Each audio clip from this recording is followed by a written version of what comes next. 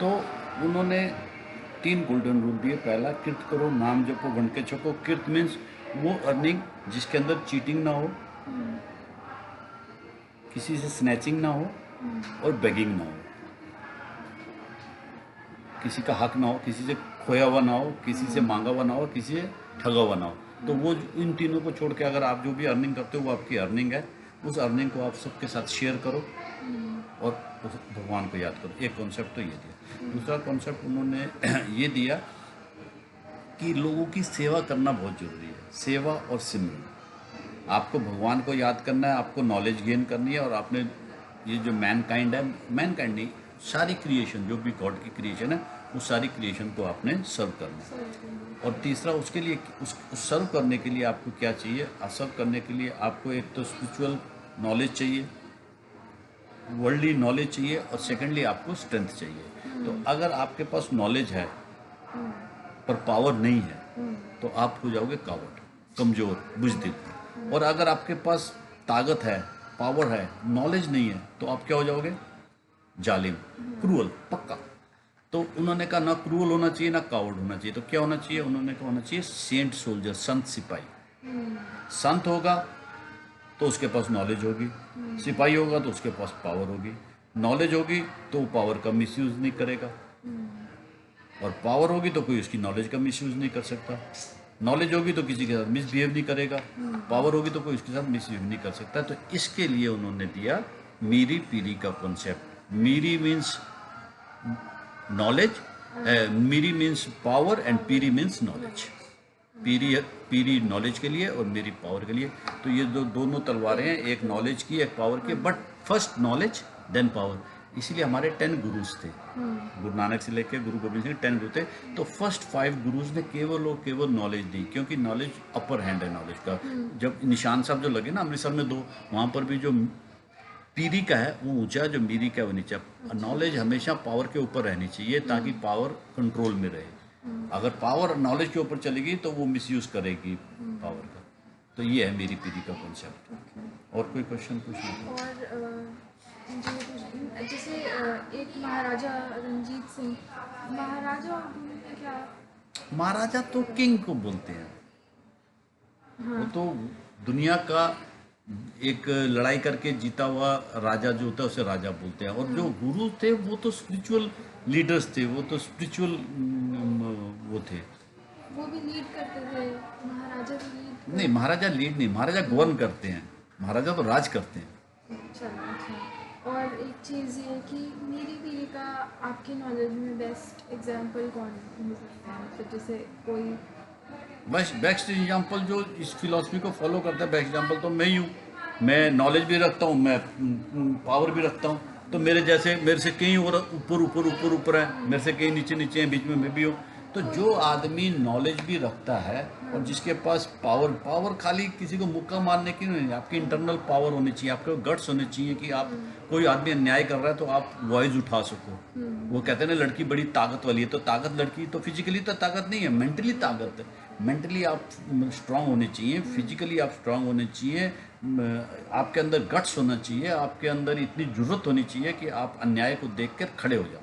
मतलब वो ताकत। कोई ऐसे गुरु जो मेरी पीढ़ी के हाँ, आपको- छठे गुरु ने फर्स्ट टाइम जो थी वो तलवार उठाई, और गुरु गुरु हरगोबिंद साहब ने, वो 6th गुरु थे। पहले मैंने कहा ना, पहले 5 गुरुओं ने तो हमें नॉलेज दी, नॉलेज दी पहले 5 गुरुज ने।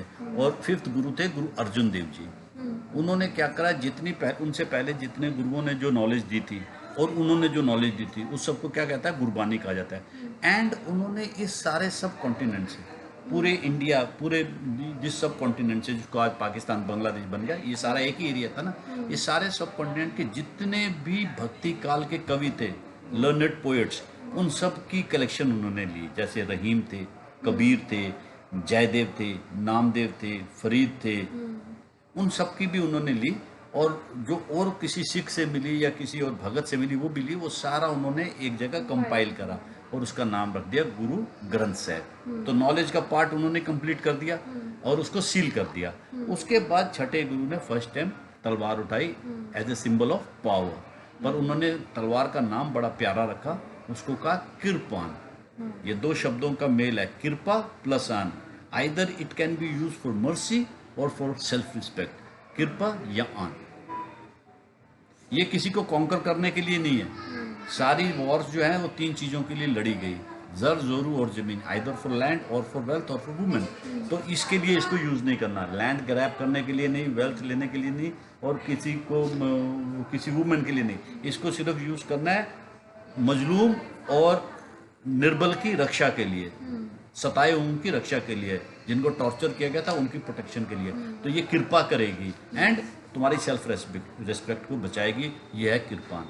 तो हम कृपानधारी हो गए, हम ज्ञानवान हो गए। जब आप ज्ञानवान होंगे, कृपाधारी होंगे, तो आप किसी तरह का इनजस्टिस नहीं करोगे। जब आप इनजस्टिस नहीं करोगे तो आपसे कोई जुल्म नहीं होगा और आप लोगों की भलाई का काम करोगे। तो उन्होंने कहा तुम अपने आप को कंसिडर करो अकाल पुरख की फौज, you are the soldier of God.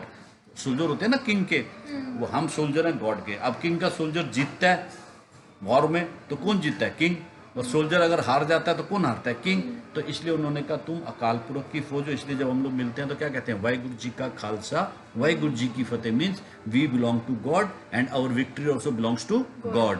Waheguru ji का Khalsa, Waheguru means God, we are Khalsa, we belong to God, and Vaheguru ji की फतेह, if we got any victory that also belongs to God। तो हम अपने आप को गॉड का सिपाही मानते हैं। और जो गॉड मीन्स क्या? God means this creation, this nature. तो नेचर का सिपाही मानते हैं और जो भी नेचर के अगेंस्ट जाता है हम उसको रोकने की कोशिश करते हैं।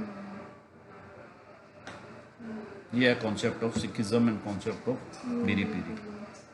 एक सवाल और था मेरा कि उस टाइम पे क्या मतलब जैसे 10 गुरु ने कुछ स्पेसिफिक कपड़े या कुछ ऐसा कुछ मतलब कोई हिस्ट्री है इससे रिलेटेड कि क्या उनके कपड़े थे क्या? नहीं, देखिए कपड़े आप फैशन डिजाइनिंग का कोर्स करें तो आपको बताऊं, इंडिया इस सब कॉन्टिनेंट में जिसको इंडिया बोलते हैं, जो राइट फ्रॉम सिंध से स्टार्ट होता था एंड टिल बर्मा ये जाता था, और हिमालय से लेके कन्याकुमारी तक, इस एरिए में ये ट्रॉपिकल कंट्री था। यहाँ पर हुमस होती थी, गर्मी होती थी, यहाँ सिला हुआ कपड़ा नहीं पहना जाता था। तो दर्जी थे ही नहीं। दर्जी तो है वो हिंदी का वर्ड नहीं है, पर्शियन वर्ड है। तो दर्जी की हिंदी क्या है?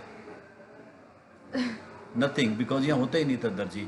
हम लोग क्या करते थे, नीचे में तहमत कह लो, लुंगी कह लो, कुछ भी कह लो, धोती कह लो, वो पहनते थे और ऊपर में एक कपड़ा ओढ़ लेते थे। औरतें नीचे में साड़ी कह लो, लहंगा कह लो, जो कह लो ऐसा पहनती थी, और ऊपर वो अंग रक्षक वो होता था, वो पहनती थी। तो हमारे यहाँ सिला हुआ कपड़ा नहीं पहना जाता था due to heat and tropical area करके।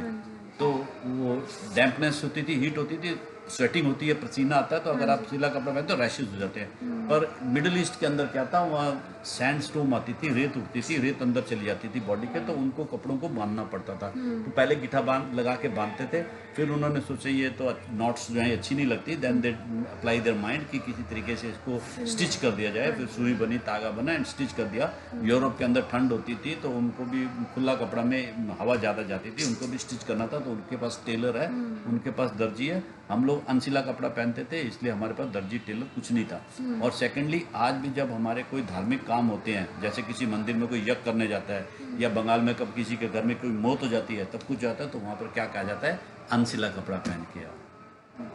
मुर्दे को भी जब हम भेजते हैं तो कहते हैं अनसिले कपड़े में लपेटो के। अनसिला मीन्स हमारा कल्चर था कि हम अनसिला कपड़ा पहनते थे। तो आज इसको एक ट्रेडिशन समझ के रिलीजन मान लिया है कि आज मंदिर में भी जाना है तो अनसिला कपड़ा पहन के जाओ। कितने मंदिर हैं साउथ में जहाँ पर सिला हुआ कपड़ा पहन के जाने नहीं देते, क्योंकि ये हमारा कल्चर था। तो उसी हिसाब से जितने भी डिज़ाइन हमारे पास आए हैं, ये सारे या यूरोपियन हैं या पर्शियन हैं, या मिडिल ईस्ट से आए हैं या यूरोप से आए हैं। इंडियन डिजाइन होता ही नहीं था, क्योंकि हम लोग सिला हुआ कपड़ा पहनते ही नहीं थे। आज हम जिसे इंडियन वेयर कहते हैं, ये एक्चुअली तो सारे का सारा पर्शियन है। ये चूड़ीदार पजामा या चिकन या कुर्ता, ये जो भी कपड़ा है इंडियन जिसे कहते हैं। पैंट कोट तो आपको मालूम है यूरोप से आया, बस जिसे हम इंडियन कहते हैं, चूड़ीदार पजामा, खुला पजामा, क्या कहते हैं उसको, कुर्ता या अचकन या जो भी है, ये सारा मिडिल ईस्ट से आया। तो इंडिया का कोई ड्रेस नहीं होता था। इंडिया सिंपली ऐसे ही रहते थे, खुले कपड़े पहनते थे, लुंगी धोती, ये सब जिसको साड़ी। सिला ना जाए। हाँ जी, ठीक है। और कुछ कुछ कोई किताब है जिसमें मतलब फोटोज हों या कुछ ऐसा हो, कोई ड्रेस की? किताब?